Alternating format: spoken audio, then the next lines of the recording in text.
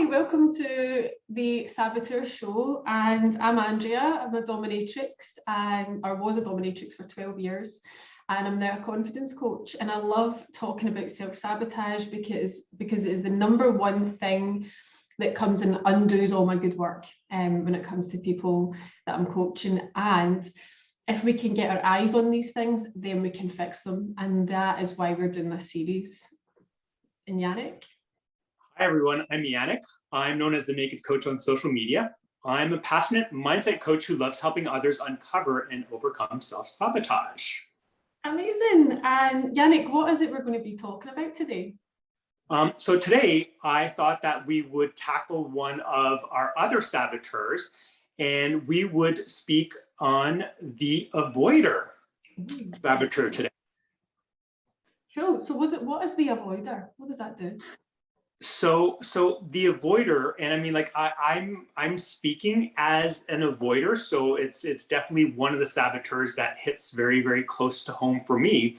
But basically, having a strong avoider saboteur is basically I focus on positive and pleasant in extreme ways, and I want to avoid difficult and unpleasant tasks and conflicts. So procrastination kind of fits into the avoider as well.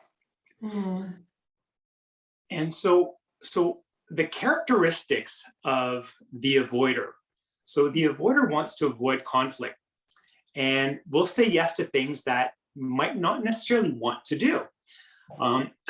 Will also downplay the importance of real problems, and sometimes we'll even deflect them. So like if you're playing ostrich sometimes or procrastinating doing certain things, it is very possible that that you have the avoider saboteur is one of the saboteurs that is playing or wreaking havoc. Now, I know that we talk about self-sabotage, Andrea, and we often look at these as, oh, it's a bunch of negative stuff, right? And so I wanted to maybe put like a small focus on what are some of the good things about this saboteur. So one of the strengths of the avoider is really wanting to have peace and harmony, both internally and with others. The avoider tends to be easygoing and have an even-keeled temperament. Mm. The avoider is usually flexible and highly adaptable, and typically is positive and has fewer or relatively non-judgmental of other people. So you know how we spoke about the judge and how like there's a component where you judge yourself, you judge others, and then you judge circumstances. Mm-hmm. So if you have a very active avoider, the component where you would judge others tends to be diminished. Okay. So here's one of the thoughts or some of the thoughts that go into the avoider's head when a situation arises is, oh my God, this is going to be so unpleasant. Maybe if I pretend it's not there, it's going to go away on its own. Hint, it doesn't. And so something else that might come up is, oh, you know what, like if I deal with this now, I'm going to hurt his or her feelings. I'd rather not get into conflict with somebody else, because the saboteur whispers, well, if you get into conflict with somebody else, you might lose your connection to them or with them. Mm. And finally, oftentimes what'll come up is that I'd rather give somebody else their way than creating a scene. Okay, yeah. So any of those? Yes. Yeah. I know. Yeah. I know for me, yeah. Yeah, I really strongly dislike conflict. Strongly dislike it. Yeah. And you know, a lot of that has come from just being younger and seeing conflict. and knowing how unpleasant it was. And I've always been a bit of an avoider. Like even at primary school, I was kind of avoiding of friendships at times because I found them difficult to navigate because I was a bit kind of disconnected. And so now, I mean, today I'm fairly open to relationships and things like that, and I love connecting with people. But where it shows up for me today is procrastination and avoiding things that don't really move the dial for me or get me results or make me happy. So I'd rather coach all day than go in and spend 5 minutes doing my dishes. Like it just doesn't interest me. Like, you know, having one of those pristine, beautiful homes where people walk in and they don't want to touch anything in case they mess it up. Like I'd rather be happy. I'd rather have a good time and I'd rather people feel comfortable in my home and feel like they can just kick back, relax, and they don't need to worry that, you know, they're going to touch something and leave fingerprints on it. So I would say I'm a bit of an avoider in that sense, but for me, I justify it and say it's for good reason because I'm making people feel comfortable and safe and all of that kind of stuff. So yeah, there's definitely a lot that's resonating in there, and that fear of hard-won peace of mind. I really don't like things that disturb my peace, and so I'd rather just cut it out. Like if it's drama, I don't want anything to do with it. Because resolving that drama sometimes involves having to get involved in a conflict, and I don't like that either. So but I'm getting better at it. I'm getting better at resolving these things. But yeah, there's so much coming up right now. Yeah. And so consider for a moment that one of the lies that gets whispered in your ear from either the judge, or if the judge activates the avoider, is that, oh, Andrea, you're a good person to be sparing somebody else's feeling. Andrea, no good ever comes out of conflict. It's good to be really, really flexible. And you know what? Somebody's got to be the peacemaker, so it may as well be you. Yep. Yeah, I'm such a good person. I'm an avoider. So, but on the flip side, the impact on yourself and on the others is that by denying the conflict that exists, basically it prevents you from working with them and turning things around. It's almost like it keeps you stuck in that loop, and nothing really ever changes.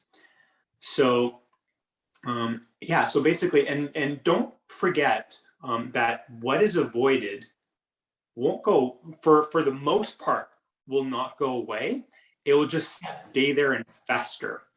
So relationships that you have with individuals are kept very, very superficial through conflict avoidance. And so the trust level between individuals tends to be reduced as they're not sure if anything is being withheld by the other party. And I can actually speak to this point specifically, and we'll get into it in the Clubhouse chat, but me and my best friend, there's a situation where I you know what, it's almost like I wanted to force an outcome because I felt that the avoider was at play, and it just didn't work anymore.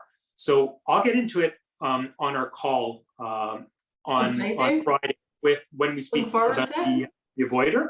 And I mean, like, you and I can also bring the time where I almost avoided something with you and I, and how that how I do that and how that played out. And we can even sort of like redo the little mock-up of, well, had I not done that, what might have transpired in the end.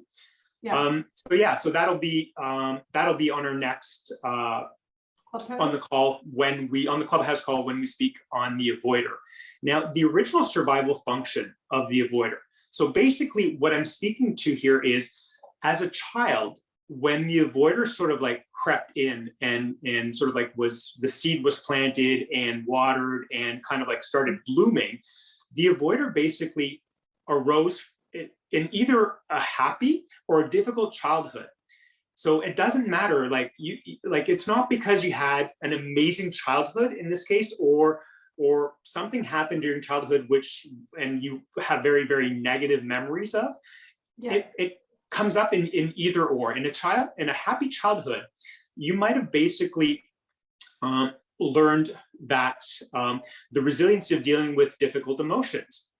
So whereas in a childhood, if you had a high conflict and tension, the avoider basically might have shown up to play peacemaker and learn not to add any negative or tension to the family situation that was playing out around you. So you can see how it's not necessarily all bad. If you had a great childhood, it's very, very possible that yeah, you didn't learn the resiliency of dealing with difficult emotions because everything like was always great. And then on the flip side, you wanted to keep the peace at all costs. And so you didn't want to add to the family drama or whatever was going on. So you kind of like avoided the whole thing. And this makes a lot of sense because I was always a straight A student. And so I never really learned how to fail. And when I failed exams at uni, I ran away from it and I dropped out because I didn't know how to deal with that failure at all. Yeah. And that's probably why I avoid things that don't get me results, because I don't want to fail. Yeah. And so that comes from that, just not learning that and having a really great run at it and then not being able to fail. And then the other flip side is obviously a bit of conflict in the home when I was younger, and yeah, I was quiet and I kept the peace and I didn't disturb anything any more than it needed to be disturbed. And so I remember when my parents split, my mum used to say that I was really in my shell. Like I wasn't really a big talker, I wasn't really animated or anything like that. It was more, I was quite shy, quite reserved. So that's where that's come from, and that's probably caused a lot of avoidance in relationships as well. So amazing. Yep. So much stuff coming up, and I'm excited to get into more areas of this on Friday at the Clubhouse chat. Yeah, absolutely. It's going to be a lot of fun. So I'm looking forward to unpacking this a little bit more, sharing some examples of me personally, and then we can go into the example of you and I from a couple months ago, how that basically almost played out, but then didn't, and then what might have happened had my avoider kept me sort of like shackled, and so that's the avoider. That's the highlights of the avoider. Cool. So I guess the last thing to say is just to remind people that this is a 15-week series, and if you want to be kept up to date when these videos come out and you don't want a backlog, then what I would recommend you do is you like and subscribe so you get notifications. We are supporting this series with a Q&A and a discussion on Clubhouse, and that's every Friday night. It's at 7 p.m. UK time, it's at 2 p.m. Eastern and 11 a.m. Pacific. I'm slowly getting this, so ideal. And we also have started a Facebook group where you can come in and you can join a community of people who are all dealing with the same stuff. So do the assessment. The link will be in the comments. Find out what your saboteurs are. Come and join us on Facebook. It's called Uncover and Overcome Self-Sabotage. So come and find us, join our community, and we'll see you there. We'll see you on the journey. Absolutely. So looking forward to it. Brilliant. Good. Thank you.